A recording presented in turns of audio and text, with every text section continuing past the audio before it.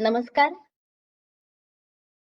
सरस्वती भुवन कला आणि वाणिज्य महाविद्यालयाच्या माध्यमातून मराठी भाषा दिनानिमित्त आपण आजचा कार्यक्रम जो आहे हा कार्यक्रम घेत आहोत.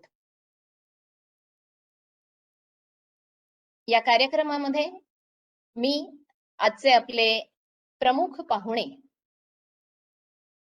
डॉक्टर रंजन गर्गे सर यांचं मनपूर्वक स्वागत करते. आज बरोबर 1 महिन्यापूर्वी आपण मराठी भाषा संवर्धन पंधरवडा समारोप याचा कार्यक्रम घेतलेला होता. 14 जानेवारी ते 28 जानेवारी या काळामध्ये मराठी भाषा संवर्धन पंधरवडा महाराष्ट्र शासनाच्या वतीनं जो साजरा केला गेला, त्या 28 जानेवारीला आपण डॉक्टर सतीश बडवे सर यांचं साहित्याचं अध्ययन आणि अध्यापन या व्याख्यानाने आपल्या कार्यक्रमाचा समारोप झालेला होता. हा कार्यक्रम आपण प्रादेशिक पातळीवरती आयोजित केलेला होता आणि फार उत्कृष्ट अशा प्रकारचा प्रतिसाद या कार्यक्रमाला आपल्याला मिळाला. आणि आज आपण वास्तविक पाहता आज राष्ट्रीय विज्ञान दिन आहे. काल रविवार आल्यामुळे आपण मराठी राजभाषा दिन जो कुसुमाग्रजांच्या जन्मदिवशी 27 फेब्रुवारीला साजरा केला जातो, हा कार्यक्रम आपण आज राष्ट्रीय विज्ञान दिनाच्या दिवशी घेत आहोत. या निमित्तानं मला सहज एक असं लक्षात येतं, ज्या वेळेला अभ्यासक्रमांमध्ये काही बदल केले जातात, या अभ्यासक्रमांमध्ये बदल करत असताना मराठीला पर्यायी विषय म्हणून IT इन्फॉर्मेशन टेक्नॉलॉजी हा विषय काही काळ ठेवला गेला होता आणि मराठी भाषा निवडायची का माहिती आणि तंत्रज्ञान हा विषय निवडायचा. आणि अर्थातच विषय नवीन होता, गुण उत्तम मिळत होते, त्यामुळे विद्यार्थ्यांचा ओढा हा त्या बाजूला होता. आणि जर मराठीच्या शिक्षकांनी, मराठीच्या प्राध्यापकांनी असं सुचवलं की बाबा हे एकमेकांना पर्यायी म्हणून विषय ठेवले जाऊ नयेत, तर ही माणसं केवळ आपल्या नोकरीवर येणाऱ्या गदेसाठी असं बोलतायत की काय, अशा प्रकारचा समाजाचा एक संभ्रम होता. परंतु सुदैवानं आपल्याला लक्षात असं येईल की या भाषेचं काय महत्व आहे आणि भाषा हे केवळ संपर्काचं माध्यम नाही, तर भाषा जेव्हा शिक्षणाचं माध्यम होते, मातृभाषेतून शिक्षण आपण ज्या वेळेला घेतो, अशा वेळेला भाषा हा पर्याय होऊ शकत नाही हे कदाचित लक्षात आलं. आणि म्हणून फार मोठ्या प्रमाणावरती महाराष्ट्र शासनाच्या वतीनं, राज्य मराठी विकास संस्थेच्या वतीनं निर्णय घेण्यात आलेले आहेत. काल राज्यभर साजऱ्या झालेल्या मराठी राजभाषा दिनाच्या निमित्तानं हे निर्णय मोठ्या प्रमाणावर जाहीर करण्यात आलेले आहेत. आपण जर राज्य मराठी विकास संस्थेच्या वेबसाईट वरती जाऊन पाहिलं तर त्याचेही सगळे संदर्भ आपल्याला बघायला मिळतात. आणि त्या निमित्तानं आकाशवाणीवरून सुभाषजी देसाई यांच्या ज्या मुलाखतींचे 3 भाग प्रसारित झाले, या मुलाखतींमधून सुद्धा त्यांनी ही सगळी माहिती दिलेली आहे. आणि आज आपल्यामध्ये राज्य मराठी विकास संस्थेचे सदस्य असलेले, मराठी विज्ञान परिषदेचे अध्यक्ष असलेले डॉक्टर रंजन गर्गे सर आज आपल्याला मराठीतील विज्ञान विषयक साहित्याची ओळख करून देणार आहेत. हा आमच्यासाठी अतिशय आनंदाचा भाग आहे. मी सरांना आपल्या महाविद्यालयामध्ये त्यांचं अगदी मनपूर्वक शाब्दिक स्वागत करते आणि मराठी विभागाचे विभाग प्रमुख डॉक्टर ऋषिकेश कांबळे सर यांना विनंती करते त्यांनी आजच्या कार्यक्रमाचं प्रास्ताविक करावं. बघताल आपल्याशी संवाद साधतायत प्राध्यापक डॉक्टर ऋषिकेश कांबळे. तमाम दर्शक नमस्कार आणि नमस्कार. यांचं मी मनापासून स्वागत करतो. नमस्कार. नमस्कार नमस्कार नमस्कार. भारतात अतिप्राचीन भाषा म्हणून संस्कृत, पाली, अर्धमागधी, लिच्छवी अशा भाषांचा उल्लेख आपल्याला इतिहासामध्ये सापडतात. पण पाली आणि संस्कृत उद्भव भाषा म्हणून भारतातल्या ज्या प्राचीन काळातल्या अतिशय महत्वाच्या ज्या 3 भाषा गौरविल्या जातात त्यात तामिळ आहे, हिंदी आणि मराठी भाषा. मराठी भाषा या भाषेचं चलनवलन 3ऱ्या शतकापासून असल्याचे आपल्याला इतिहासात संदर्भ सापडतात. 7व्या शतकातला जो एक शिलालेख आहे श्रवण बेळगोळचा, त्या शिलालेखावर श्री चामुंडराजे करवियेले असा उल्लेख आहे. याचा अर्थ असा आहे की यापूर्वीच्या काळामध्ये ती भाषा अस्तित्वात होती आणि जेव्हा या शिलालेखावर श्री चामुंडराजे करवियेले असा उल्लेख लिपीत येतो तेव्हा या भाषेची लिपी सुद्धा अस्तित्वात होती असा त्याचा अर्थ. भारत हा अतिशय समृद्ध असा देश आहे. संस्कृतीच्या दृष्टीने, विधी उपासनांच्या दृष्टीने आहे आणि भाषिक समृद्धीच्या दृष्टीने सुद्धा जगाच्या पाठीवर भारत अतिशय वैभव संपन्न देश. आपल्याकडे लिपी असलेल्या ज्या भाषा आहेत त्या भाषा 16 आहेत. पण ज्या भाषांना लिपी नाही परंतु बोलीच्या रूपात त्या भाषा अस्तित्वात आहेत, त्याचं चलनवलन आहे, अशा भाषा 8468 भाषा आहेत ज्या बोलीच्या रूपात. मराठीच्या सुद्धा प्रदेश परत्वे अशा बोली आहेत. कोकणी आहे, अहिराणी आहे, वैदर्भी किंवा वऱ्हाडी आहे, मराठवाडी बोली आहे. या ज्या बोलीतून आधी बोली अस्तित्वात येते, बोली जन्माला आल्यानंतर, उदयाला आल्यानंतर भाषिक चलनवलनात ती भाषा प्रमाणित होते आणि त्यानंतरच्या काळामध्ये त्या भाषेचं व्याकरण उदयाला. मराठी भाषा,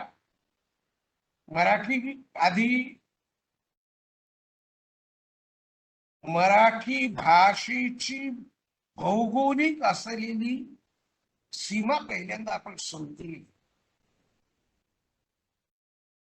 महाराष्ट्राला लागून गुजरात आहे, मध्य प्रदेश, छत्तीसगड आहे, उडिया आहे, तेलंगणा किंवा आंध्र प्रदेश आहे, कर्नाटक आहे आणि गोवा आहे. हा प्रदेश मी यासाठी आपल्याला सांगितला, भौगोलिक प्रदेश. या सगळ्या राज्यांच्या सीमावरती असलेली जी एक मराठी आहे, ती मराठी त्या त्या राज्यांची जी एक भाषा आहे, त्या भाषेच्या उच्चार संस्कारांनी सुद्धा मराठी समृद्ध झालेली असते. सीमावर्ती हे जे मी उल्लेख केले हे उल्लेख यासाठी केले की दक्षिणेतल्या ज्या भाषा आहेत, आंध्र प्रदेश, तेलंगणा, कर्नाटक, तामिळनाडू, केरळ आणि पांडिचेरी, या प्रदेशातल्या ज्या भाषा आहेत, या भाषा मंगोलियन भाषा कुलाच्या आहेत.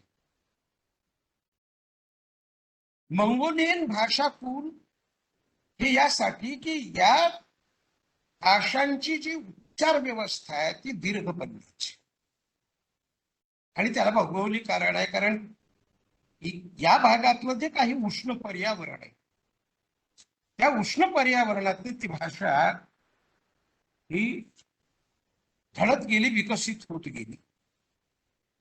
उडिया, मध्य प्रदेश, गुजरात, गोवा या भागातली जी भाषा आहे ही भाषा इंडो युरोपियन आहे,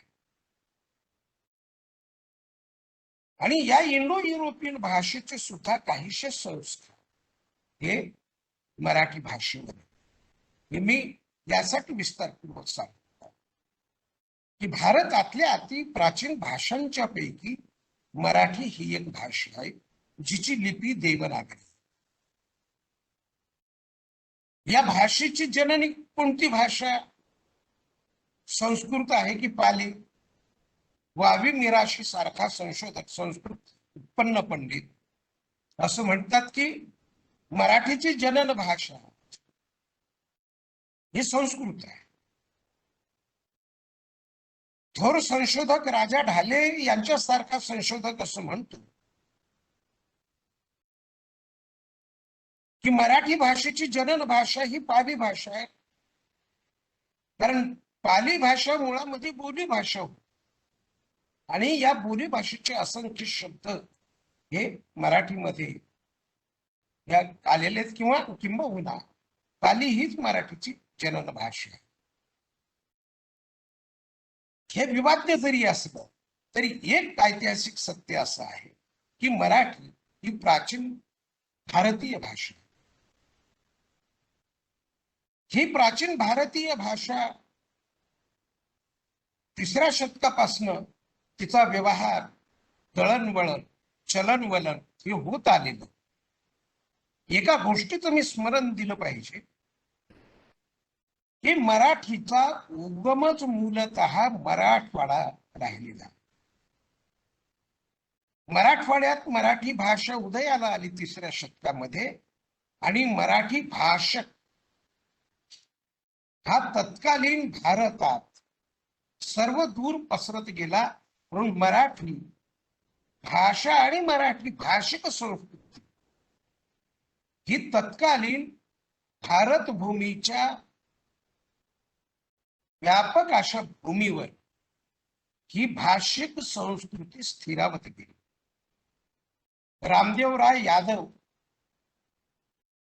यांची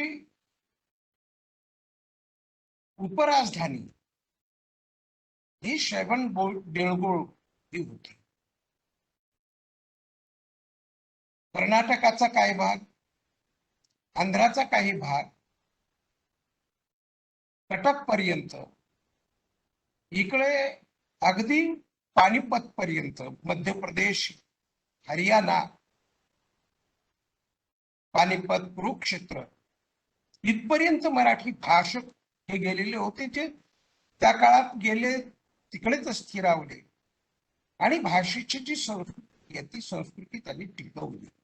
इकडे गोव्यापर्यंत, गुजरातचा काही भाग, बडोद्याला तर सयाजी महाराज गायकवाड यांचं संस्थानच बडोदा होत, आणि त्यांच्या राजकारभाराची भाषा मराठी. इंदोर हे संस्थान अहिल्यादेवी होळकरांच्यामुळं आपण ते मानतो. मल्हारराव होळकर, अहिल्यादेवी होळकर. देवास, इकडे मध्य प्रदेशाच्या देवास पर्यंत, रायपूर पर्यंत मराठी भाषिक संस्कृती स्थिरावलेली होती. या भाषेला अधिकांश वैभव प्राप्त करून दिलं ते संत वाङ्मयाने. महानुभाव संप्रदायाचं वाङ्मय यांनी बोली भाषेचा आधार घेतला. एका गोष्टीचं स्मरण आपल्याला देतो आणि थांबणार आहे. 12व्या शतकामध्ये म्हणजे मराठी भाषा ही उत्तरोत्तर भिन्न भिन्न प्रकार घेत त्या त्या काळामध्ये नांदत आहे. 12व्या शतकातली जी मराठी होती ती उकार परंपरेची होती. अध्यात्माचं तत्वज्ञान असं सांगतं की जीव जो आहे, जीव जंतू यांचा पुनर्जन्मावर विश्वास आहे ते अधिक प्रमाणात मानतात की जीव हा 84 लक्ष योनी फेरा घेऊन जन्माला येतो. आता हा जो 84 लक्ष योनी फेरा जन्माला येणं मरण, जन्माला येणं मरण, जन्माला येणं मरण, मानव संप्रदायाचे संस्थापक श्री चक्रधर स्वामी यांना एका अनुयानं प्रश्न असा केला की जन्म आणि मृत्यू याचं रहस्य काय. श्री चक्रधर स्वामींनी त्या काळातल्या मराठीच्या बोलीमध्ये जी उकार परंपरेची बोली होती त्या ते उत्तरले की बाई हा अवघा डोंगरू पोकळू असे, येणे निघणे रिघणे कोणी जाणीची. आज आपण डोंगरू म्हणत नाही, आज आपण पोकळू म्हणत नाही. अगदी संत ज्ञानरायांच्या ओवीमध्ये सुद्धा फार सुरेख अभंग आहे, लताबाईंनी गायलेला आहे. अवचित परिमळू सुळ कला आळू बाळ. आज आपण परिमळू नाही म्हणत, परिमळ म्हणतो. आज आळूमाळू म्हणत नाही, आपण आळमाळ म्हणतो. म्हणून 12व्या शतकातली जी बोली होती ही बोली उकार परंपरेची बोली होती. मधल्या काळामध्ये दीर्घ पल्ल्याची विधानं आली मध्ययुगात. 19व्या शतकातली भाषा सुद्धा अतिशय डौलदार होती. म्हणजे 2-2, 3-3 वाक्य तिथं अगदी स्वल्प विराम नव्हता ना अर्ध विराम नव्हता. पण 1920 नंतरच्या काळातली जी मराठी ही मराठी मात्र अधिक सुलभ होत गेली, अल्पाक्षरी होत गेली. ही अल्पाक्षरत्व आणि आशय घनता हे संत वाङ्मयातून फार मोठं महत्वाचं लक्षण या भाषेचं राहिलेलं आहे. म्हणून या अतिशय प्राचीन अशा भाषेचं सांस्कृतिक संपन्नता तर होतीच, पण भाषिक संपन्नता सुद्धा अन्य भाषांच्या तुलनेमध्ये मराठीची निश्चितपणे वादातीत वैभव संपन्नच होती. या भाषेचा गौरव ज्ञानपीठ पुरस्कार लेखक वि.वा. शिरवाडकर यांच्या जन्माचं निमित्त साधून मराठी राजभाषा दिन हा साजरा केला जातो. मराठी वाङ्मयामध्ये जे भिन्न भिन्न प्रकार आहेत, भिन्न भिन्न जाणीवा आणि प्रवृत्ती आहेत, जसं दलित जाणीव असेल, ग्रामीण जाणीव असेल, स्त्रीवादी जाणीव असेल, आदिवासी जाणीव असेल, तसं मराठीमध्ये विपुल असं विज्ञान ललित लेखन हे झालेलं आहे. दुर्भाग्याने मराठीतल्या समीक्षा प्रांताचं सुद्धा या विज्ञान लेखकांकडं आणि त्यांनी जे काही ललित लेखन सृजन दिलेलं आहे त्याकडेही फारसं गांभीर्यानं लक्ष गेलेलं नाही. आणि या पार्श्वभूमीवर आमच्या विभागाच्या डॉक्टर वृंदा देशपांडे यांना असं वाटलं की मराठीतल्या विज्ञान ललित लेखनाचं मराठी राजभाषा दिनाच्या निमित्तानं चिंतन व्हायला हवं, चर्चा व्हायला हवी.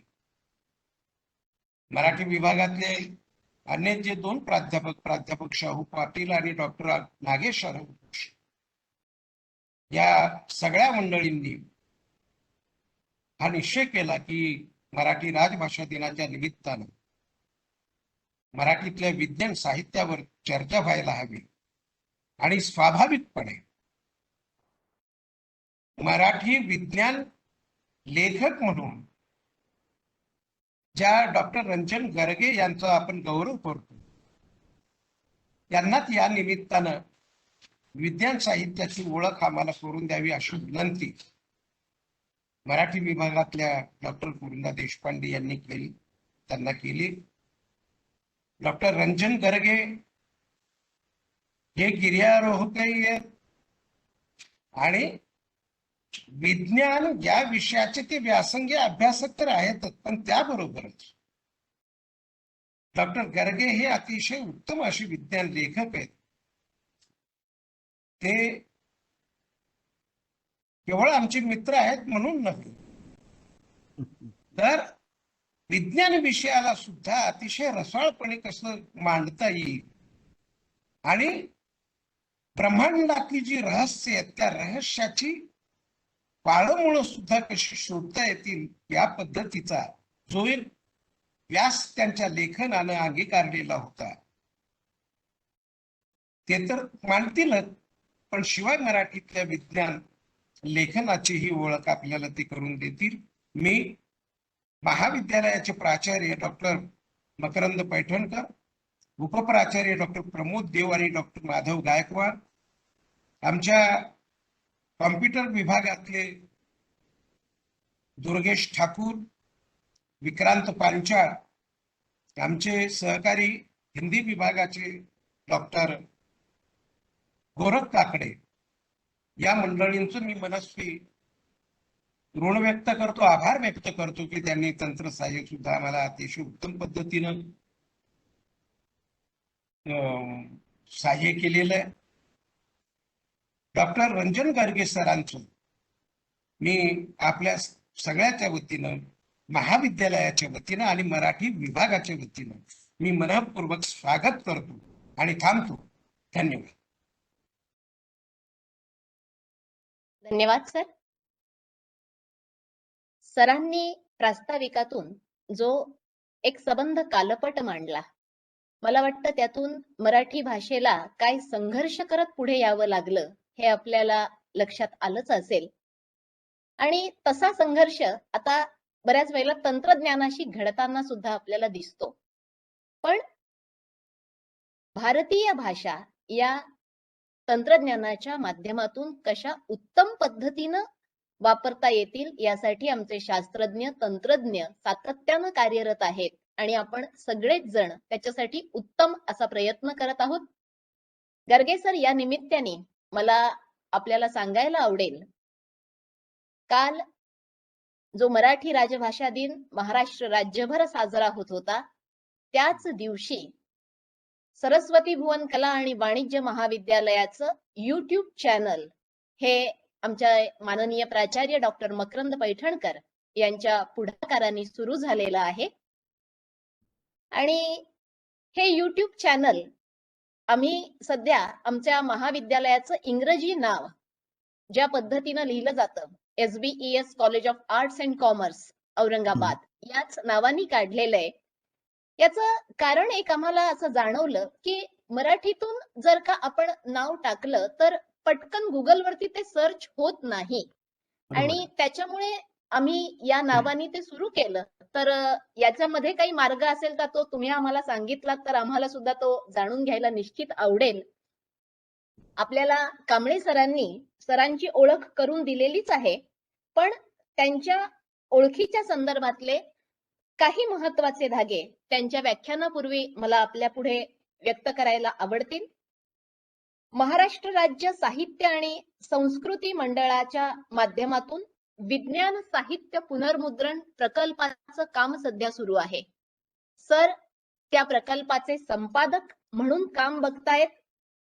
सरांची जे विज्ञान कथा संग्रह प्रसिद्ध आहेत, खरं म्हणजे त्यांची 30 पेक्षा अधिक पुस्तकं प्रसिद्ध आहेत, पण मी या विज्ञान कथा संग्रहाची नावं या ठिकाणी आवर्जून सांगेन. मंगळ कुजबुजला, डीएनएचा आक्रोश, बीजांकुर ही त्यांची कथा संग्रह प्रसिद्ध आहेत. गेले 45 वर्ष विविध दैनिकातून, नियतकालिकातून, दिवाळी अंकातून ते सातत्यानं लेखन करतायत. सूक्ष्म जीवशास्त्रामध्ये PhD मिळवलेले, वृत्तपत्र विद्याशास्त्रामध्ये सुवर्ण पदक मिळवलेले, व्यवस्थापन शास्त्रामध्ये देखील पदवी प्राप्त केलेले आणि महाराष्ट्राचा उत्कृष्ट भ्रमणवीर हा पुरस्कार मिळवलेले इतकंच नव्हे तर वेगवेगळ्या कंपन्यांमध्ये जाऊन तिथे जंगल भ्रमंतीसाठी प्रेरणा देणारे, त्यांचे कॅम्प आयोजित करणारे अशा प्रकारचे डॉक्टर रंजन गर्गे सर आहेत. शिक्षक, संशोधक आणि विज्ञान प्रसारक म्हणून त्यांची ओळख आहे. आणि सर, माझा संदर्भ चुकत नसेल तर आपण ज्या शासकीय ज्ञानविज्ञान महाविद्यालयाचे प्राचार्य म्हणून निवृत्त झालात, आमचे प्राचार्य त्या महाविद्यालयाचे विद्यार्थी आहेत. आणि मोठा आनंद आहे मला की आजचा हा सुरेख असा योग जुळून आलेला आहे. आपलं मनपूर्वक स्वागत करते आणि आपण आम्हाला विज्ञान साहित्याची ओळख करून द्यावी ही विनंती करते.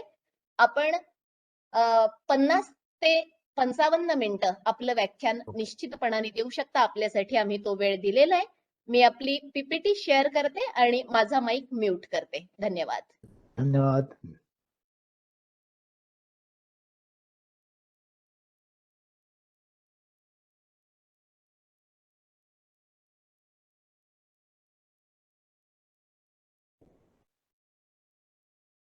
नमस्कार मित्र हो. सरस्वती भुवनच्या मराठी विभागाने 27 फेब्रुवारी हा जो आपण मराठी राजभाषा दिन म्हणून साजरा करतो त्यानिमित्ताने आणि 28 फेब्रुवारी रोजी जो आपण राष्ट्रीय विज्ञान दिन साजरा करतो अशा या दोन्ही कार्यक्रमांचं औचित्य आज या ठिकाणी साधलेलं आहे. आणि या कार्यक्रमाला माझ्यासारख्या विज्ञान प्रसारकाला आपण पाचारण केल्याबद्दल प्राचार्य डॉक्टर मकरंद पैठणकर, त्याचप्रमाणे माझे मित्र विभाग प्रमुख डॉक्टर ऋषिकेश कांबळे, तसंच डॉक्टर वृंदा देशपांडे यांचा मी अतिशय आभारी आहे. आणि खरं हे कौतुकास्पद गोष्ट आहे. म्हणजे थोडक्यात असं की आपण आज 2 दिग्गजांचं स्मरण करणार आहोत. एक आहे ज्ञानपीठ पुरस्कार प्राप्त कुसुमाग्रज उर्फ विष्णू वामन शिरवाडकर यांचा वाढदिवस आपण साजरा करणार आहोत. आणि त्याचप्रमाणे विज्ञानातलं पहिलं नोबेल पारितोषिक मिळवणारे भारतीय शास्त्रज्ञ डॉक्टर CV रमन यांनी आपला जो नोबेल प्राप्त संशोधन त्यांचं जे होतं ते 28 फेब्रुवारी 1928 ला प्रथम जाहीर केलं आणि 1930 साली त्यांना नोबेल पारितोषिक मिळालं. तेव्हा हे 2 दिग्गज म्हणजे मला असं वाटतं की आपल्या भारत देशाची ही एक शान आहे. आणि CV रमन यांच्याबद्दल बोलायचं तर मी असं म्हणेन की अस्सल भारतीय भारताच्याच प्रयोगशाळांमध्ये, त्याचप्रमाणे भारतात निर्माण केलेल्या उपकरणावरती काम करून आणि नोबेल पारितोषिक मिळवणारा हा तसं पाहिलं तर पहिला आणि एकमेव असा भारतीय नोबेल पारितोषिक विजेता आहे विज्ञानातला. तसे 4 विज्ञान पारितोषिक आपण भारताने घेतलेली आहेत. पण तिन्ही उरलेली जी मंडळी आहे ती सगळी अमेरिकेत किंवा युरोपामध्ये स्थायिक झालेली होती. तेव्हा अशा या 2 महान व्यक्तींना पहिल्यांदा आपण वंदन करू आणि पुढे सरकूया. नेक्स्ट. मूळ मुद्दा असा आहे की विज्ञान साहित्य हे नेमकं कशासाठी आवश्यक आहे, 21व्या शतकामध्ये याचा नेमका संदर्भ काय आहे. तर सध्याच्या ह्या गतिमान समाजामध्ये सहज संवाद कौशल्यातून विज्ञानातल्या ज्या अवघड संकल्पना आहेत त्या जनसामान्यांपर्यंत सोप्या करून आणि त्यांची तोंडओळख व्हावी, समाज हा विज्ञानाभिमुख व्हावा, समाजातल्या अंधश्रद्धा दूर व्हाव्या म्हणून विज्ञान साहित्याची निर्मिती झाली. आणि मला असं वाटतं की अव्याहतपणे ही भविष्यात चालू राहणार आहे. आणि त्याच्यामुळे या ठिकाणी काही प्रश्न मी इथे उपस्थित करतो आणि ह्याचीच उत्तर मी पुढे द्यायचा प्रयत्न करणार आहे की आज विज्ञान कथांची विज्ञानाला गरज आहे का? विज्ञानाला गरज आहे का हे महत्वाचं आहे. त्यातून काही अपेक्षित बदल घडून येण्याची शक्यता आहे का? कशासाठी या साहित्याचा अभ्यास करायचा? तर या पार्श्वभूमीवर विज्ञान आणि प्रत्यक्ष वास्तव्याचा परस्पर संबंध जर आपण लावण्याचा प्रयत्न केला तर यातून निर्माण होणाऱ्या समस्या या सृजनशील साहित्यात येणं गरजेचं आहे. विज्ञानाच्या संदर्भात अनेक समस्या लोकांच्या डोक्यामध्ये घर करून असतात, पण आपल्याला असं दिसतं की त्या विज्ञानाचा उलगडा न झाल्यामुळे तो एक त्या विज्ञानाचा किंवा त्या लेखनाचा जर्म होऊ शकत नाही, ते बीज होऊ शकत नाही. आणि म्हणून प्राप्त वर्तमानाचे वेळीच भान प्राप्त करून घेण्यासाठी विज्ञान कथात्म साहित्य हे मला असं वाटतं की आज काळाची गरज ठरते. डॉक्टर व.दी. कुलकर्णी यांचा संदर्भ मी पुढे देणार आहे. 1983 86च्या आसपास डॉक्टर व.दी. कुलकर्णी यांच्या नेतृत्वाखाली, यांच्या मार्गदर्शनाखालीच मुळे विज्ञान लेखकांची शिबिरं भरत असत. ते असं म्हणतात की विज्ञान विषयक सर्वच लेखनाला आपण विज्ञान वाङ्मय म्हणावं आणि सर्जनशील साहित्याला म्हणजे ज्याला सायन्स फिक्शन आपण म्हणतो त्याला विज्ञान साहित्य म्हणावं. विज्ञान साहित्यामध्ये मग कथा, कादंबऱ्या, कविता, नाटक आणि शोकांतिका अशा सर्जनशील साहित्याचा समावेश असावा असं व.दी. कुलकर्णी यांनी सांगून ठेवलेलं आहे. बाकीचे सगळं वाङ्मय किंवा बाकीचे काही लिखाण विज्ञानात होत आहे ते सगळं विज्ञान वाङ्मय म्हणून अंगीकारावं. निरंजन घाटे यांनी याची अशी व्याख्या केली आहे की विद्यमान विज्ञान आणि तंत्रज्ञानाच्या प्रगतीचा भविष्य काळात प्रक्षेप करून भविष्य काळातील मानवी जीवनावर त्याचा कोणता परिणाम झालेला असेल, मानवी परस्पर संबंध नेमके कसे असतील याचं चित्रण करणारं जे साहित्य ते म्हणजे विज्ञान साहित्य. जयंत नारळीकर हे म्हणतात की विज्ञानातील काही संकल्पना सत्य असतात तर काही भविष्याबद्दल भाष्य करणाऱ्या असू शकतात आणि यांचा आधार घेऊन जनसामान्यांना कथेच्या रूपात ते विज्ञान समजावून सांगणं म्हणजे विज्ञान कथा. त्यांनी याचं वर्णन साखरेचा मुलामा दिलेली औषधाची कडू गोळी अशा शब्दात केलेलं आहे. त्यानंतर काही अनेक इतर देखील विज्ञान लेखक आहेत. सुबोध जावडेकर आहेत, त्याच्यानंतर लक्ष्मण लोंढे आहेत. तर ह्या विविध विज्ञान लेखकांनी विविध प्रकारे ह्या विज्ञान साहित्याची एकूणच व्याख्या केलेली आहे असं आपल्याला दिसतं. तर याच्यामध्ये जॉन ब्रनर म्हणतो की विज्ञान कथेत चिंता वाटावी अशा उदयाचं आश्चर्यकारक आणि आनंददायी असं रूप व्यक्त झालेलं असतं. माझी स्वतःची व्याख्या अशी आहे की विज्ञान कथा म्हणजे ज्या कथेतून विज्ञान काढून टाकलं तर ती कथाच उरणार नाही, किंवा अशा प्रकारे वेगवेगळ्या पद्धतीने या विज्ञान कथेकडे बघितलं जातं. पुढची स्लाइड. या ठिकाणी भारा भागवतांचा मुद्दाम मला उल्लेख करायचा आहे, कारण खऱ्या अर्थाने विज्ञान कथा ही जर मराठीमध्ये कोणी आणली असेल तर ती भा. भागवत यांनी आणलेली आहे. विज्ञान कथा मराठीत लोकप्रिय करण्याचं श्रेय भागवतांना जातं, कारण H.G. वेल्स आणि जूल वर्न यांचे काही ललित विज्ञान साहित्य आणि त्या संबंधातल्या असलेल्या ज्या कथा होत्या त्या त्यांनी अत्यंत ओघवत्या आणि आकर्षक शैलीमध्ये मराठीत आणल्या. आणि म्हणून जर कोणी असं विचारलं की बाबा मराठी साहित्यातली पहिली विज्ञान कथा कुठली, तर आपल्याला उडती तबकडी असं सांगावं लागेल. त्याच्यानंतर आपण बघूया ह्या साधारणपणे विज्ञान साहित्याला मराठीमध्ये येऊन शिरकाव होऊन जवळजवळ 100 वर्ष झालेली आहे. आपण असं बघितलं आता की भारा भागवत, त्याच्यानंतर भालभा केळकर हे मराठी विज्ञान साहित्यातले पुराण पुरुष म्हणून मानले जातात. साधारणपणे पूर्वी ह्याला काल्पनिका किंवा विज्ञान नवलकथा असं म्हणत असत. 60 ते 70च्या दशकात ह्याला सरसकट विज्ञान कथा असं म्हणायला सुरुवात झाली, कारण विज्ञान साहित्यामध्ये इतर प्रकार तितकेसे हाताळले जात नव्हते. पुढे मग विज्ञान कथा आल्या, विज्ञान कादंबरी आली आणि असा त्यात फरक होत होत शेवटी सायन्स फिक्शनला सर्वसमावेशक शब्द असा अजून सुद्धा मराठी साहित्यात सापडलेला नव्हता. 1950 सालीपर्यंत मराठीत विज्ञान कथा या भाषांतरित आणि रूपांतरित स्वरूपाच्या होत्या आणि या वाटचालीत नवल मासिकाचं योगदान इथे मी फार महत्वाचं समजतो. इंग्रजी विज्ञान कथेतला जर्म घेऊन आणि त्याला प्रेमाचा, विनोदाचा किंवा रहस्याचा साज चढवून अनेक कथा त्यांनी साकारल्या. उदाहरणार्थ कॅप्टन ग्रेट, तुम्ही कुठे आहात, हवाई हुकुमशहा, कंपनी चालली सूर्याकडे, धूमकेतूच्या शेपटीवर, अशा प्रकारच्या विविध कथा या नवल मासिकाने छापून आणि एका प्रकारे या विज्ञान कथेला पुढे नेलं. मग 1960च्या दशकामध्ये नारायण धारप यांच्या कथा प्रसिद्ध व्हायला लागल्या.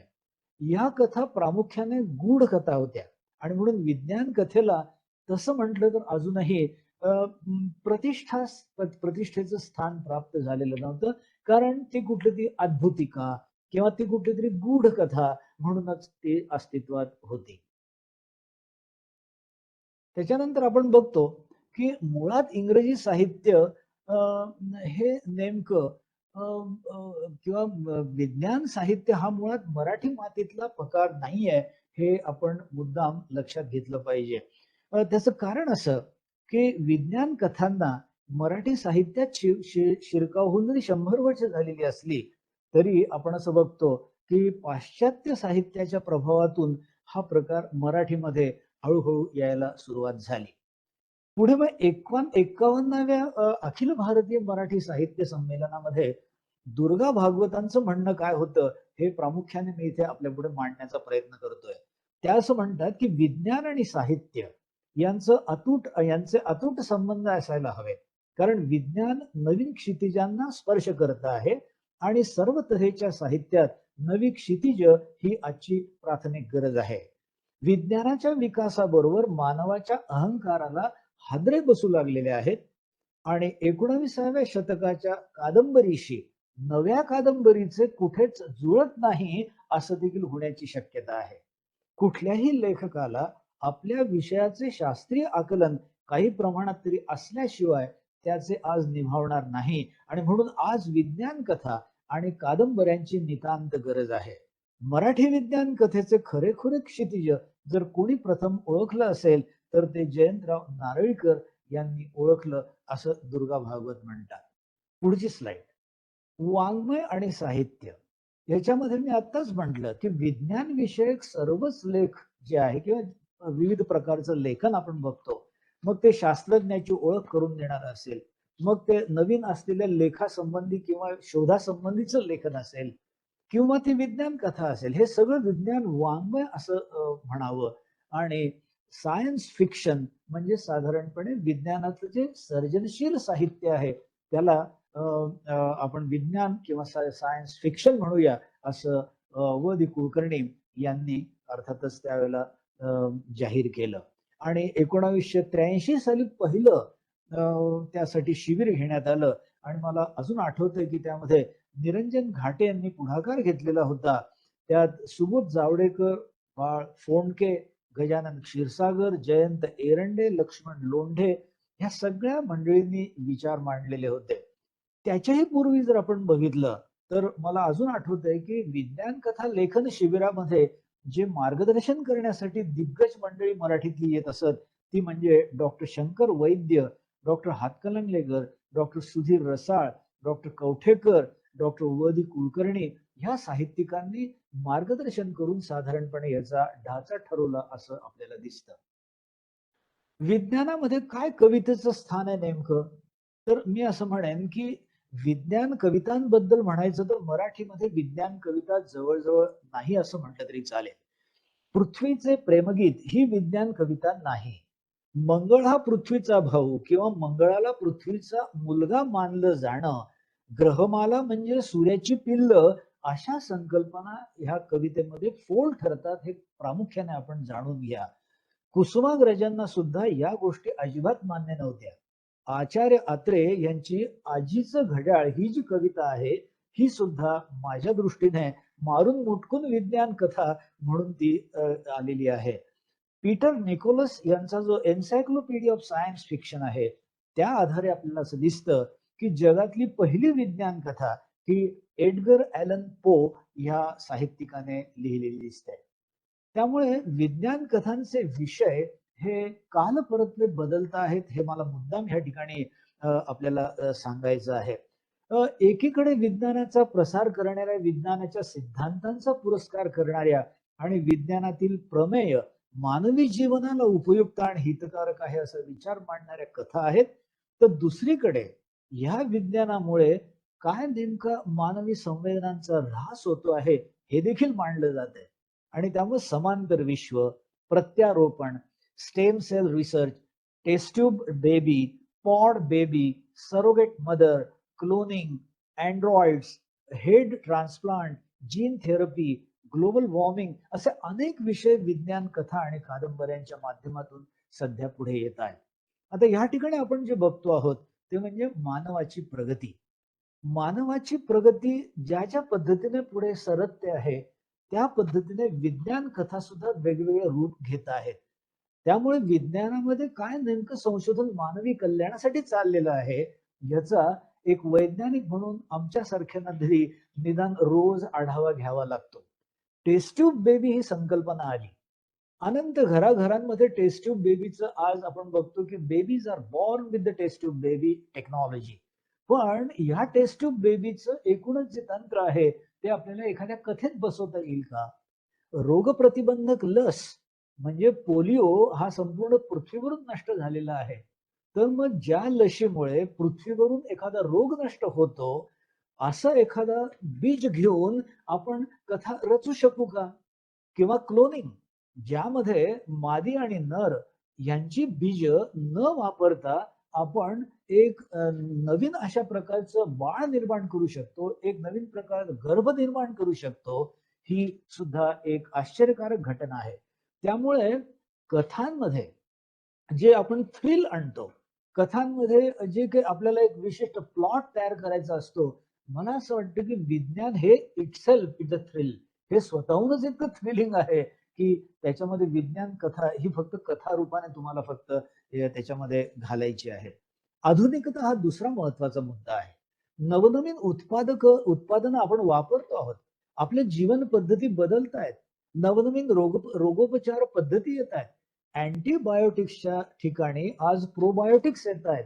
तर मग ह्या प्रोबायोटिक्सला धरून आपण एखादी कथा, एखादं कथानक आपण त्याच्याभोवती गुंफू शकतो का? विविध प्रकारच्या अवयवांचे रस हे काढून आणि ते आपल्याला आज रोगोपचार पद्धतीमध्ये वापरता येत आहेत. तेव्हा अशा प्रकारच्या गोष्टी म्हणजे ज्या आता माझ्या संग्रहामध्ये मी घेतलेल्या आहेत त्या सगळ्या अशा प्रकारच्या विविध ज्या काही संशोधनात्मक गोष्टी आहेत ह्याचा त्यात विचार केलेला आहे. नवीन संकल्पना उदयाला येत आहेत. समाजात संकल्पना इतक्या नवनवीन येत आहेत की साधारणपणे 3 वर्षापूर्वी कोणी विचार सुद्धा केला नसेल की सरस्वती भुवन कॉलेजमध्ये एक लेक्चर देण्यासाठी डॉक्टर रंजन गर्गे हे घरात बसून साधारणपणे 100 ते 200 लोकांना भाषण देऊ शकतील. तेव्हा ही जी काही नवीन कल्पना आहे ह्याच्यावरती तर अनेक कथा सध्या लिहिल्या जात आहेत. पण अर्थातच मी म्हटल्याप्रमाणे मूळ प्रवाहामध्ये विज्ञान कथा ही अजून तितकीशी आलेली दिसत नाहीये. आणि त्याच्यासाठी आपल्याला प्रामुख्याने साहित्य क्षेत्रातल्या मंडळींना देखील विज्ञानाच्या काही संकल्पनांची ओळख करून घ्यावी लागेल. उदाहरणार्थ या ठिकाणी आपल्याला एक सॅटेलाइट दिसतोय. हा सॅटेलाइट हा जो काही जिओसेंट्रिक किंवा भूस्थिर पद्धतीने त्या ठिकाणी नक्की केला जातो आणि त्याच्यामुळे जे काही गमती-जमती घडतायत पृथ्वीवरती ह्या सगळ्या इतक्या रोमांचक आहेत की अशा प्रकारच्या सॅटेलाइट्सचा एकूण जर संदर्भ घेतला तर त्याच्यापासून देखील अनेक विज्ञान कथा ह्या निर्माण होऊ शकतात. पुढची आपण स्लाइड बघूया. नाविन्याचा ध्यास. जगातल्या महत्वपूर्ण अशा संशोधन क्षेत्रामध्ये नेमकं काय चाललंय आणि याचा नेमका आपल्या मानवी जीवनावरती काय परिणाम होतो आहे. उदाहरणार्थ अपारंपरिक ऊर्जा म्हणजे सोलार एनर्जी असेल, न्यूक्लिअर एनर्जीच्या क्षेत्रामध्ये काय चाललं आहे, अंतराळ क्षेत्रामध्ये काय चाललंय, मंगळ कुजबुजला ही जी माझी म्हणजे विज्ञान कथा आहे, विज्ञान कथा संग्रह आहे तो. त्याच्यामध्ये 3 कथा आहेत मंगळासंबंधीच्या. आणि त्या ठिकाणी अशा प्रकारच्या इमॅजिनेशन्स केलेल्या आहेत की मंगळावरती एक चक्क मेंदू सापडतो, मानवी मेंदू. पण त्या मानवी मेंदूचा पूर्ण मेंदू तयार करून आणि त्या मेंदूला बोलतं करण्याचं जे तंत्रज्ञान आहे, मग त्याच्यात भाषाशास्त्र आलं, त्याच्यात IT आलं, त्याच्यात आर्टिफिशियल इंटेलिजन्स आला. ह्या सगळ्यांचं एकत्रीकरण करून आणि ती अर्धनारी नटेश्वर नावाची जी कथा आहे, आपण जरूर वाचा. तेव्हा अंतराळातल्या घटनांना आपण कथारूप देऊ शकतो. पर्यावरणामध्ये तर अनेक गोष्टी चाललेल्या आहेत. युद्ध तंत्रज्ञान, आज जे बायोलॉजिकल वॉरफेअर आता येऊ शकतं, त्या संबंधातल्या कथा, त्याच्यावरती देखील 2 कथा माझ्या प्रसिद्ध झालेल्या आहेत. मानवाचं चंद्रावर पाऊल, चंद्रावर जरी पाऊल ठेवलं असलं तरी उद्या मंगळावर पाऊल ठेवू शकतो का? किंवा आपल्या सोलार सिस्टीम सारखी एखादी सोलार सिस्टीम ही अवकाशामध्ये असेल आणि तिथे जर मानव गेला तर काय होईल? तर अशा पद्धतीने ह्या सगळ्या कथांची रचना इथे केलेली आहे. ह्युमन जिनोम प्रोजेक्ट लक्षात घ्या, आपल्या प्रत्येक पेशीमध्ये 23 क्रोमोझोम्स असतात आणि या 23 क्रोमोझोम्स मध्ये इतक्या भानगडी होतात आणि त्या भानगडींचं रूपांतर आपल्या जेनेटिक डिझिजेस मध्ये होतं. मग अशा प्रकारच्या या सगळ्या गुंतागुंतीच्या गोष्टी आपल्याला दुरुस्त करण्यासाठी सुंदर कथानक ही अक्षरशः निर्माण करता येतात. राजहंस जन्मला नावाची माझी कथा जरूर वाचा. ती अशाच प्रकारच्या एका गमतीदार गोष्टीवरती आहे. APJ अब्दुल कलाम असं म्हणतात. ते म्हणतात कारण त्यांचं हे म्हणणं फार महत्वाचं आहे. जर आपल्याला अशा प्रकारचं क्रॉस ब्रीडिंग करायचं असेल, साहित्यिकाने विज्ञानाचा अभ्यास करणं आणि वैज्ञानिकाने साहित्यामध्ये डोकावणं हे अत्यंत आवश्यक आहे. म्हणून एखादा अज्ञानी माणूस अलौकिक बुद्धिमत्ता प्राप्त करू शकतो जेव्हा तो स्वतःला अज्ञानी समजतो.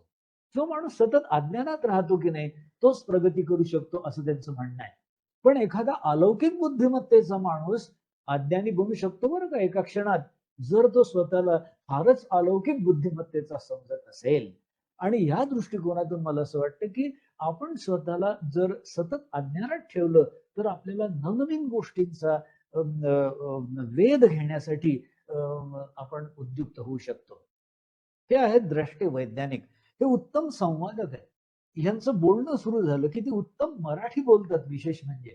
आणि मग अनिल काकोडकर असतील अणु ऊर्जा क्षेत्रातले, जयंतराव नारळीकर असतील खगोल क्षेत्रातले, किंवा वसंतराव गोवारीकर असतील अंतराळ क्षेत्रातले, ह्या माणसांनी जी कामं केलेली आहेत ती ज्यावेळेला मी ऐकतो तेव्हा त्यांच्या ऐकण्यातूनच मुळे एखाद्या कथेचं म्हणजे निर्मिती होते. अशा प्रकारचा अनुभव मी स्वतः घेतलेला आहे. 1987 साली डॉक्टर वसंत गोवारीकर यांनी ते म्हणजे प्राईम मिनिस्टर ऑफ इंडियाचे सल्लागार असताना त्यांनी लोकसभेमध्ये हा ठराव पास केला आणि 28 फेब्रुवारी हा विज्ञान दिन म्हणून 1987 सालापासून साजरा करायला सुरुवात झालेली आहे. तेव्हा हे आपले दिग्गज आहेत. यशकथा, मग कोण आहेत ही माणसं ज्यांनी आपल्या व्यवसायामध्ये नवीन तंत्रज्ञान आणलं, नवीन पद्धती आणल्या, नवीन प्रक्रिया आणल्या, नवीन कौशल्य अंगीकारली. मी असं म्हणेन की साहित्यिक म्हणून, मग तो मराठी भाषेतला असो, इंग्रजीतला असो, हिंदीतला असो, यांनी जरी केवळ अशा प्रकारच्या यशस्वी लोकांच्या मुलाखती घेतल्या तरी मला अशी खात्री आहे की त्याच्यातून त्यांना अनेक गोष्टी कथेच्या किंवा कादंबरीच्या किंवा विज्ञान साहित्याच्या किंवा वाङ्मयाच्या स्वरूपामध्ये लिहिता येण्याची शक्यता आहे. मी आत्ताच म्हटल्याप्रमाणे आभासी शिक्षण पद्धती, कागदाविना व्यवहार. आता जेव्हा एखादा व्यवहार संपूर्ण कागदाविना होतो, पेपरलेस होतो, तर अशा एका कारभारातून काय गमती जमती निर्माण होतील, हा सुद्धा एक वेगळा विचार आहे. अनुभवजन्य शिक्षण म्हणजे काय, प्रमाणित कार्यपद्धती म्हणजे काय, ISO 9000, पर्यावरण स्नेही जीवन पद्धती म्हणजे काय. तर ह्या ज्यांनी अंगीकारल्या आहेत अशा पद्धती, ह्या लोकांचे आपल्याला म्हणजे माहिती करून घेतली पाहिजे. त्यातून देखील अशा प्रकारचे जर्म सापडू शकतात.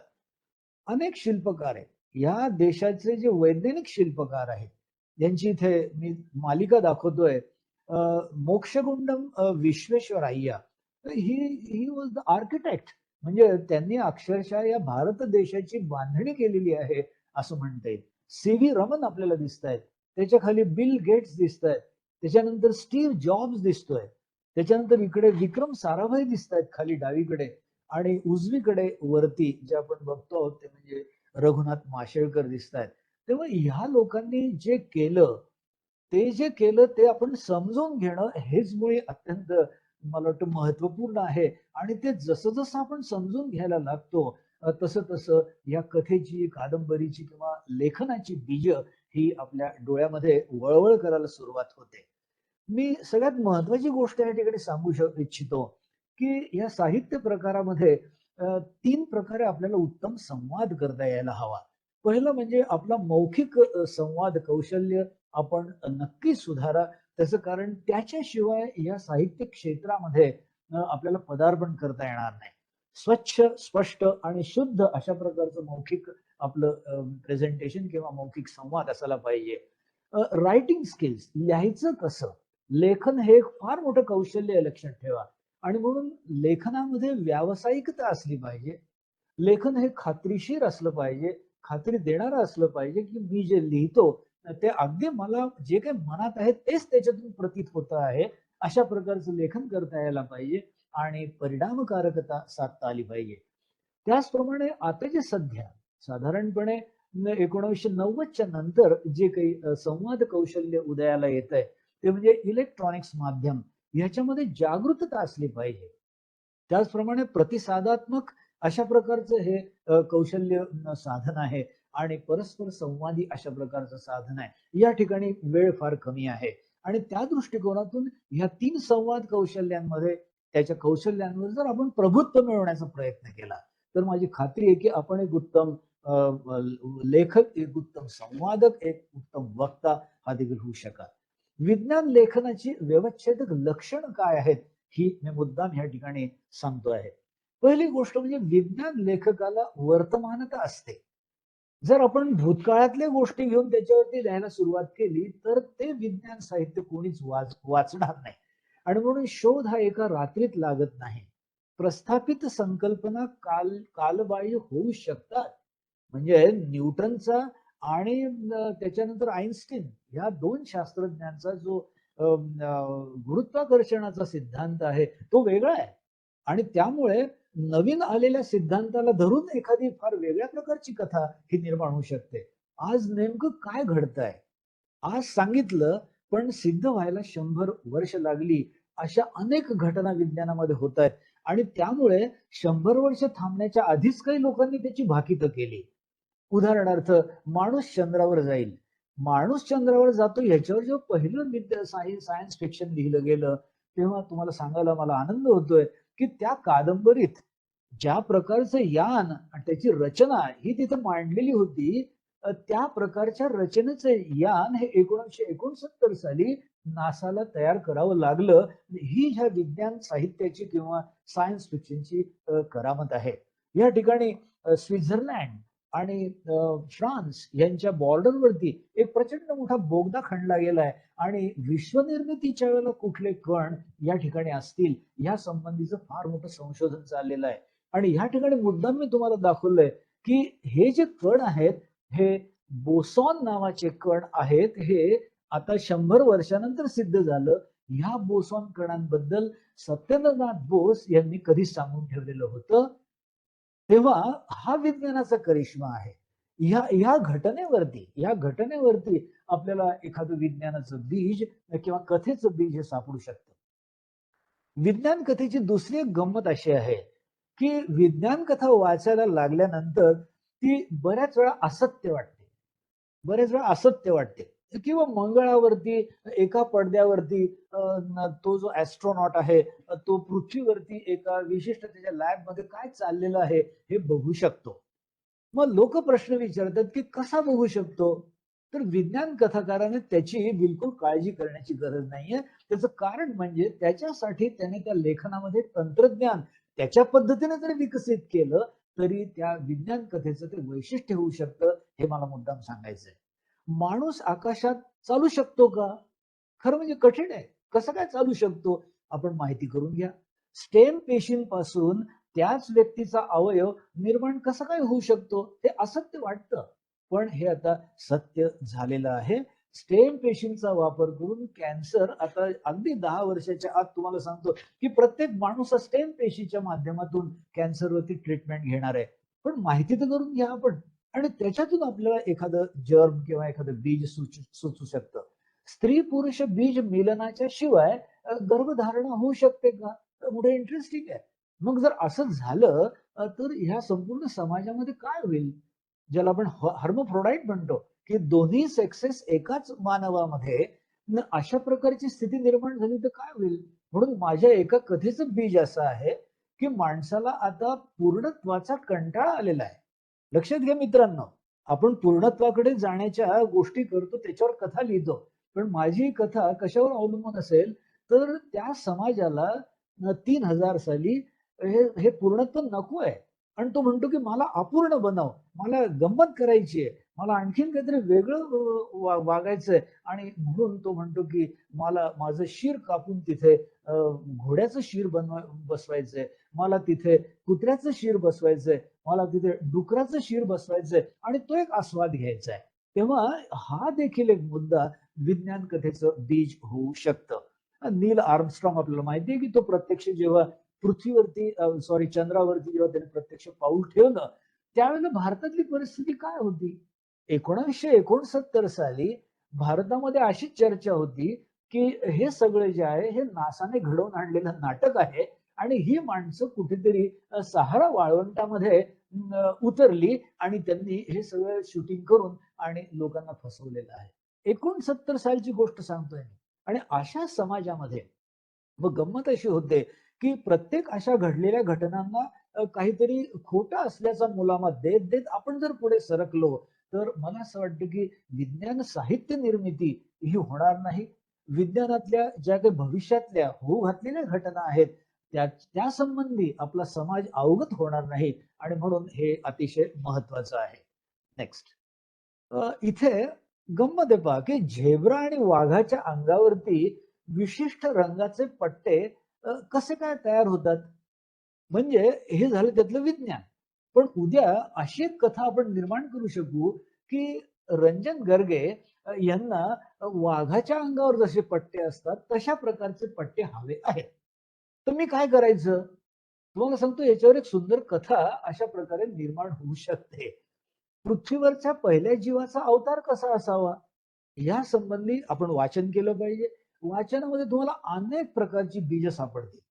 सकाळी उगवणारा आणि संध्याकाळी मावळणारा सूर्य हा भगव्या रंगाचा का दिसतो? ह्याचं एकदा जर तुम्हाला सूत्र कळलं तर त्याच्यावरून देखील तुम्ही खूप गमती जमती आणि अशा कथानकांची निर्मिती करू शकाल. आणि म्हणून या ठिकाणी कार्टून आहे आणि ते कार्टून तुम्ही नीट बघा. त्या कार्टूनामध्ये तो छोटा मुलगा आपल्या वडिलांना विचारतोय की अहो बाबा मी आलो कुठून? मला असं वाटतं की आपल्या हिंदू फिलॉसॉफीमध्ये को हम अशा प्रकारच्या गोष्टीतून त्याचं उत्तर देण्याचा प्रयत्न केलेला आहे. पण या छोट्या मुलाला प्रत्यक्षात त्याचं बायोलॉजिकल उत्तर पाहिजे आहे की मी आलो कुठून, म्हणजे माझे नेमके पूर्वज कोण? आणि मग ते पूर्वजांचा शोध घेता घेता आपल्याला मग पृथ्वीच्या पहिल्या जीवाचा अवतार कसा होता इथपर्यंत जावं लागतं. नेक्स्ट, त्याप्रमाणे तसंच प्रत्यक्ष शोध आणि त्याची उपयोजिता याच्यामध्ये अंतर जेवढा आपण कमी करू शकू तेवढा आपला समाज जो आहे तो समाज हा विज्ञानाभिमुख होतो. यातलं अंतर कमी करायचं म्हणजे काय? सार्वजनिक स्वच्छतेबद्दल 150 ते 200 वर्षापूर्वी युरोप अमेरिकेमध्ये फार मोठ्या प्रमाणामध्ये मोहिमा घेण्यात आल्या आणि आपण सुद्धा नेहमी म्हणतो की ते देश किती स्वच्छ आहेत. पण स्वच्छतेची जाणीव ही भारत देशाला अजून देखील झालेली नाही, हे सत्य आहे.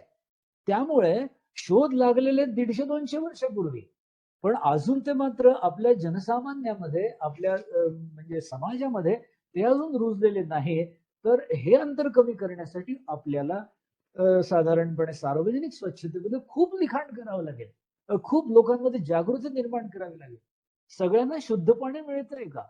हा एक महत्वाचा प्रश्न आहे. 24 तास कशा प्रकारे ऊर्जा मिळवता येईल? हे सगळे विज्ञान वाङ्मयाचे अत्यंत महत्वाचे विषय आहेत की रिड्युसिंग द कल्चरल लॅग हा एक महत्वाचा त्या ठिकाणी मुद्दा आहे. शास्त्रज्ञ हा लेखक असतोच असं नाही.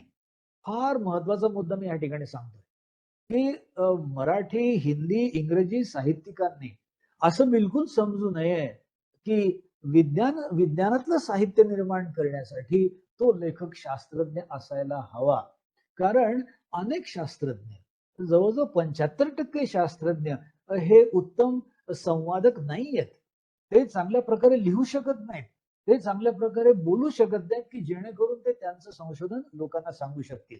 आणि म्हणून एक तर त्यांना विज्ञानाची जास्ती माहिती असते किंवा ते तांत्रिक शब्दांचा अतिरेकी वापर करतात आणि ते सगळं साहित्य जे आहे ना ते अनाकलनीय होऊन जातं किंवा त्यांना मराठी भाषेत सोपं करून लिहिण्याचं प्रशिक्षण दिलेलं नसतं. आणि म्हणून साहित्यिकाकडे हा एक प्लस पॉइंट आहे. त्याची एक चांगली जमेची बाजू आहे की त्याला एखादी गोष्ट उद्घृत करता येते, लिहिता येते. फक्त प्रश्न असा आहे की त्याला त्या शास्त्रज्ञाच्या जवळ जाऊन त्याशी गप्पा मारून त्याच्याकडून तो शोध जो आहे तो नीट समजून घ्यावा लागेल. नेक्स्ट. आणि म्हणून आपण पुढची स्लाइड बघूया की म्हणून मी म्हणतो की लेखन ही एक कला आहे. It's an art. लेखनामध्ये साधेपणा, सर्जनशीलता, स्पष्टता ही येण्यासाठी एक सराव लागतो आणि विचारसरणी ही कुशाग्र असावी लागते. दुसरी गोष्ट म्हणजे विज्ञानातले जे सिद्धांत आहे त्या सिद्धांतांचं मूलभूत आकलन हे त्या व्यक्तीला असायला पाहिजे.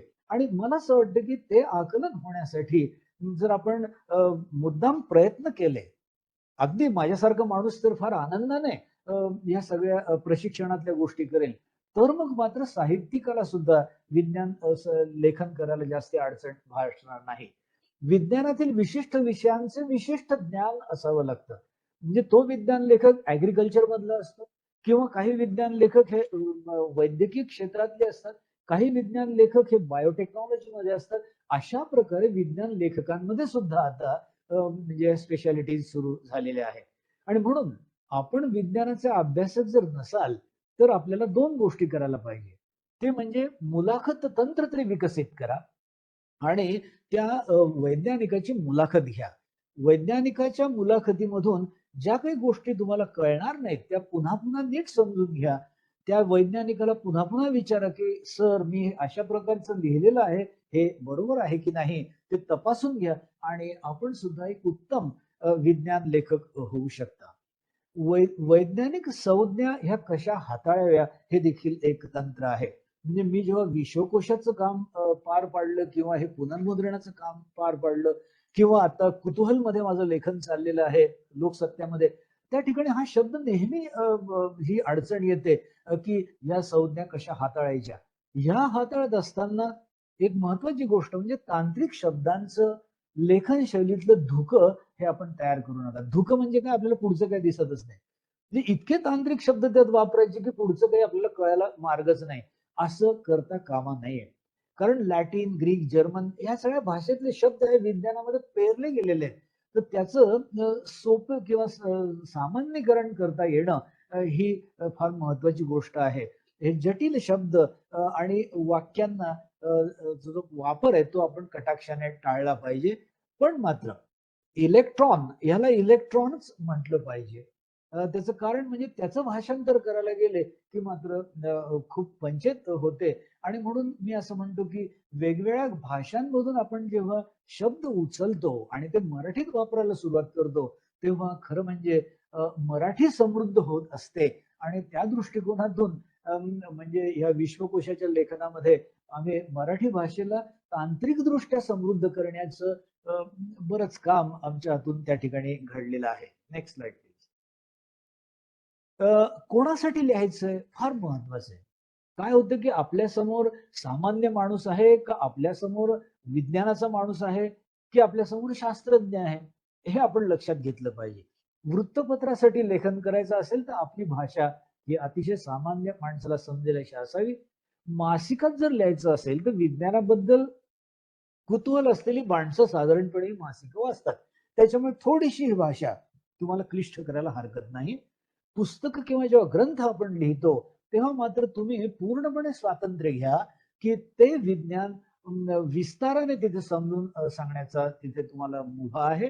आणि संशोधन पत्रिकांमध्ये मात्र त्या विषयाचं विशेष ज्ञान अगदी ग्रॅमॅटिकली करेक्टच असावं लागतं, हे मी तुम्हाला मुद्दाम सांगतो. वैज्ञानिकांच्या नावाने लेखनाला मूल्य प्राप्त होतं. जेव्हा जयंतराव नारळीकर विज्ञान लेखन करतात, आकाशाशी जडले नाते, वामन परत न आला, किंवा प्रेषित, किंवा व्हायरस, किंवा समग्र जयंत नारळीकरांचं साहित्य देखील राजहंसने प्रकाशित केलंय. ह्या सगळ्या गोष्टी ज्या आहेत, ह्या जयंतराव नारळीकरांच्या नावामुळे त्याला उभारी आलेली आहे. त्याचप्रमाणे डॉक्टर बाळ फोंडके यांनी साधारणपणे विज्ञान लेखन हे ललित कथनाच्या अंगाने जावं याची मुहूर्तमेढ केली. आणि त्यामुळे फोंडके सरांच्या कथा आपल्याला वाचताना आपल्याला बराच वेळ असं वाटतं की आपण एखादं सुंदरसं असं मराठी साहित्य कृती ही वाचतो आहोत, पण त्याच्यामध्ये फार अगदी हुशारीने त्यांनी एखादं विज्ञानाचं तत्व हे पेरलेलं असतं. त्याचप्रमाणे writers are freelance and not scientist. वैज्ञानिक नसलेले पण उत्तम विज्ञान लेखन करणारे, त्याच्यामध्ये निरंजन घाटे यांचं नाव अग्रगण्य आहे. त्याचं कारण त्यांनीच मराठी साहित्यामध्ये विज्ञानावर लेखन आणि विज्ञान कथा ह्या सर्वप्रथम लिहायला सुरुवात केलेली आपल्याला दिसते.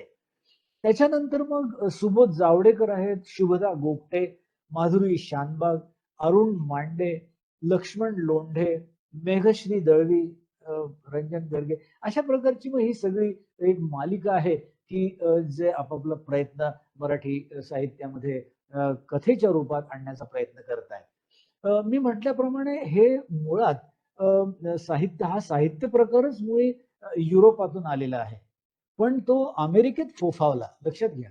आणि अमेरिकेत फोफावल्यानंतर त्या कथांची भाषांतर मग आपण जी केली, त्यात मी म्हटल्याप्रमाणे भारा भागवत यांनी प्रथम त्याचं भाषांतर करून उडती तबकडी नावाची विज्ञान कथा लिहिली. तेव्हा हे जे मूलभूत इंग्रजी मधले सायफाय रायटर्स आहेत, त्यात फ्रेड हॉयल म्हणजे नारळीकरांचे हे गुरु, ब्लॅक क्लाउड नावाची कथा त्यांची फार प्रसिद्ध आहे. ज्यूल्स व्हर्न ह्या माणसाने पहिल्यांदा आभासी पद्धतीने लोकांना चंद्रावर नेलेलं आहे. तेव्हा ट्रॅव्हल टू मून अत्यंत सुंदर अशा प्रकारचं ते कादंबरी आहे. H.G. Wells the time machine, म्हणजे टाइम मशीन ही संकल्पनाच मुळे H.G. वेल्स यांनी प्रथम आणली.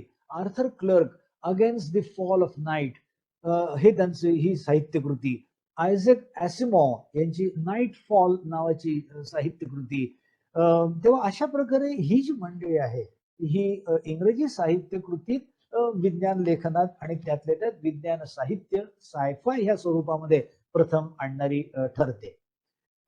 पुढची स्लाइड आपण बघूया. ह्या ह्याच्यामध्ये आता आपण मी जे काही काम केलंय त्याबद्दल आताच डॉक्टर देशपांडे यांनी सांगितलेलं आहे. हा खूप मोठा प्रकल्प होता, साधारणपणे 4 वर्ष हा प्रकल्प चालला. आणि याच्यामध्ये 1964 ते 1947 ह्या काळामध्ये विज्ञानावरती जे लेखन झालं, अशा प्रकारच्या लेखन साहित्याचं संकलन हे करण्याचा साधारणपणे हा प्रकल्प होता. आणि ह्याच्यामध्ये 500-500 पानांचे 3 व्हॉल्युम्स हे प्रसिद्ध होत आहे. त्याच्यामध्ये पहिला मूलभूत विज्ञान संशोधन आहे, हा उपयोजित विज्ञान संशोधन आहे, आणि तिसरा जो झाला तो गणितातलं मूलभूत संशोधन. त्याच्यानंतर हा माझा पहिला विज्ञान कथा संग्रह आहे, मंगळ कुजबुजला. अर्थातच मी म्हटल्याप्रमाणे 3 कथा याच्यामध्ये आहेत. आणि हा आत्ताच प्रसिद्ध झालेला 1 आठवड्यापूर्वी DNA चा आक्रोश, याच्यामध्ये साधारणपणे जीवशास्त्रामध्ये जी क्रांती होऊ घातलेली आहे त्या क्रांतीचा वेध घेत आणि याच्यामध्ये 11 कथा तिथे सादर केलेल्या आहेत. आपण जरूर वाचा. त्याच्यानंतर बीजांकुर हा देखील एक कथा संग्रह आता हा नुकताच येऊ घातलेला आहे. आणि ह्याच्यामध्ये प्रामुख्याने मी असं म्हणतो की इन विट्रो फर्टिलायझेशन, म्हणजे टेस्ट ट्यूब बेबीच्याही पलीकडे जाऊन तो संपूर्ण गर्भ हा काचेच्या ट्यूब मध्ये कशा प्रकारे वाढेल, आणि तो गर्भ हा अशा स्त्रीचा असेल की त्या स्त्रीच्या बीजांचं कुठल्याही पुरुषाच्या बीजाशी मिलन झालेलं नाही आणि त्यानंतर काय काय गोंधळ निर्माण होतात. कारण ती ऍस्ट्रॉनॉट असते, ती मंगळासारख्या एखाद्या ग्रहावर असते आणि इकडे पृथ्वीवर मात्र तिचं हे बाळ कसं एका टेस्ट्यूब मध्ये जन्माला येत असतं. अशा प्रकारच्या ह्या विज्ञान कथा ह्या बीजांकुर नावाच्या कथा संग्रहामध्ये मी सादर करण्याचा प्रयत्न केलेला आहे. तेव्हा अशा प्रकारे अगदी थोडक्यात मी आपल्या पुढे हा सगळा आलेख विज्ञान साहित्याचा आणि एकूणच विज्ञान वाङ्मयाचा, मराठीतील विज्ञान साहित्याचा आपल्या पुढे उलगडून दाखवायचा प्रयत्न केलेला आहे. ह्या पुढे खास अशा प्रकारच्या प्रशिक्षणासाठी मी केव्हाही माझी म्हणजे स्वतःची सेवा आपल्या विभागासाठी द्यायला तयार आहे. तेव्हा पुन्हा एकदा प्राचार्य डॉक्टर पैठणकर, विभाग प्रमुख ऋषिकेश कांबळे सर आणि वृंदा देशपांडे यांचा मी पुनश्च एकदा आभारी आहे. धन्यवाद. धन्यवाद. धन्यवाद सर. विज्ञान जगाची एक एवढी सुंदर सफर आपण आम्हाला घडवलीत आणि सगळ्यात महत्वाचं म्हणजे तो आपण शेवटी जे बोललात, कारण आपण विज्ञानाचा आढावा घेता घेता विज्ञान लेखक होण्यासाठी काय प्रयत्न करावेत आणि सामान्य माणूस ज्याला विज्ञानाबाबत कुतूहल आहे, मग तो शास्त्रज्ञ नसला तरी पण हे आपलं कुतूहल जिज्ञासेमध्ये बदलत थोडासा पाठपुरावा करत लेखन कसं करू शकतो हे सांगितलं. आणि म्हणून माझ्या मनामध्ये लगेच असा विचार आला होता की आमच्या सांस्कृतिक मंडळातर्फे विज्ञान लेखन कार्यशाळा ही घ्यावी आणि आपण त्याच्यामध्ये यावं. आपण हे आपणहून जो पुढाकार घेतला त्याबद्दल आम्ही आपले आभारी आहोत आणि लवकरच आम्ही निश्चित त्या दृष्टीनं पावलं उचलू. अगदी एका दूरध्वनीवर सरांनी आपलं निमंत्रण स्वीकारलेलं आहे.